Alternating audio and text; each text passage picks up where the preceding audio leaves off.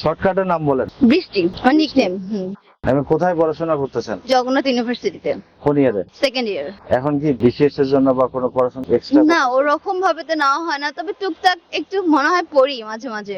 এই যখন বেশি মনে হয় ফিউচার নিয়ে কিছু করতে হবে, তখন মনে হয় যে একটু পড়াশোনা করা উচিত। তাছাড়া সেরকম পড়াশোনা করা হয় না কারণ আপাতত। হ্যাঁ, খুব সুন্দর। আমরা মঙ্গল কাব্য থেকে একটা প্রশ্ন করব, যে এখান থেকে বারবার যে প্রশ্নগুলো আসে বিভিন্ন পরীক্ষায়, বিসিএস এ চাকরির পরীক্ষায় আসে। জি।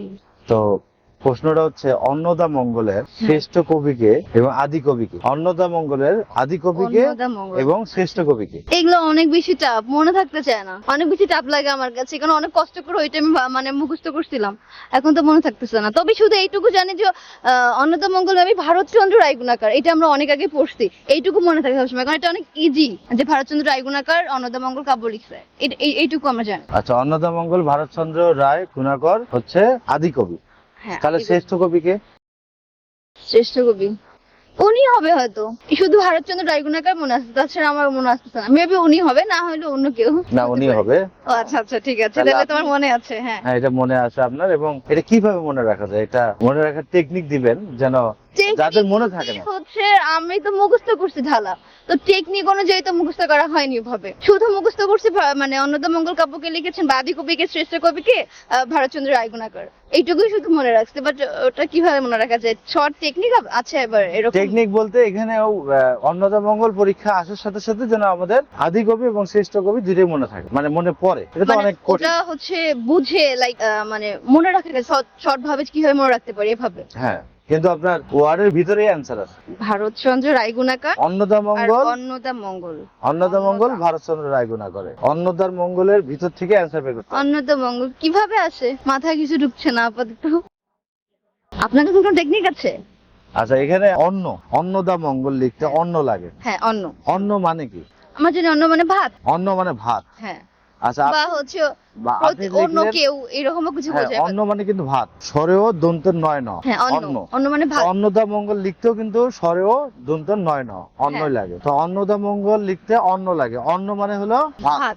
তো ভাত আর ভারত, হ্যাঁ, ভারতের যদি র বাদ দেন তাহলে কি থাকে? ভাত থাকে। তাহলে তো হয়ে গেল অ্যান্সার। অন্নদা মঙ্গল ভাত, এই যে ভারতচন্দ্র রায়গুণাকার। হ্যাঁ, পারফেক্ট। আর ভুল হওয়ার কথা তো না না, ঠিক আছে, এইভাবে মনে রাখতে পারি আমরা খুব সহজেই। যদি ভালো লাগছে আমার টেকনিকটা, মানে অন্নদা মঙ্গল, অন্ন মানে ভাত, আমরা যদি র বাদ দেই তাহলে ভাত থাকে, তাহলে হচ্ছে ভারতচন্দ্র রায়গুণাকার। আবার এই রটা ভারতের একটা বাহিনী, মানে গোয়েন্দা বাহিনী। হ্যাঁ, র হচ্ছে ভারতের গোয়েন্দা সংস্থা। হ্যাঁ, আমরা এখান থেকে কি কি শিখলাম একটু বলেন। অনেক কিছু শিখতে পারলাম, যেমন হচ্ছে অন্নদা মঙ্গল কাব্য লিখছেন হচ্ছে ভারতচন্দ্র রায়গুণাকার, ওটা মনে রাখতে গেলে আমরা মনে রাখতে পারতেছি যে হচ্ছে অন্ন মানে ভাত, সেক্ষেত্রে ভারতচন্দ্র আসতেছে। আবার হচ্ছে র, আপনি যেটা বললেন, র হচ্ছে ভারতের একটা গোয়েন্দা সংস্থা। তো আমরা এখান থেকে দুইটা পাইলাম, মানে হচ্ছে টপিক পাইলাম, যে র মানে একটা ভারতের একটা সংস্থা, এটাও একটা আসে আমাদের কোশ্চেনে, যে র কি ভারতের একটা গোয়েন্দা সংস্থা। আর আমরা হচ্ছে পারলাম তো মঙ্গল কাব্য, অন্নদা মঙ্গল কাব্যকে লিখেছেন ভারতচন্দ্র রায়গুণাকার, আদি কবি এবং শ্রেষ্ঠ কবি একই। তাহলে আপনি বলতে যাচ্ছেন যে অন্নদা মঙ্গল কাব্যের আদি কবি হচ্ছে ভারতচন্দ্র রায়গুণাকর এবং শ্রেষ্ঠ কবি হচ্ছে ভারতচন্দ্র রায়গুণাকর। এটা মনে রাখার টেকনিক হচ্ছে অন্নদা মঙ্গল লিখতে অন্ন লাগে। অন্ন মানে হচ্ছে ভাত। তাহলে আমরা ভাত শিখলাম যে অন্ন মানে ভাত। যারা জানে না তারা জানলো যে অন্ন মানে ভাত। এবং আর ভারত লিখতে কি লাগে? ভাত লাগে, র বাদ ভাত। আর র হচ্ছে ভারতের গোয়েন্দা সংস্থা। তাহলে অন্ন দিয়েই আমরা সব মনে রাখতে পারতেছি। আমাদের এখানে 4টা প্রশ্ন কিন্তু হয়ে গেল।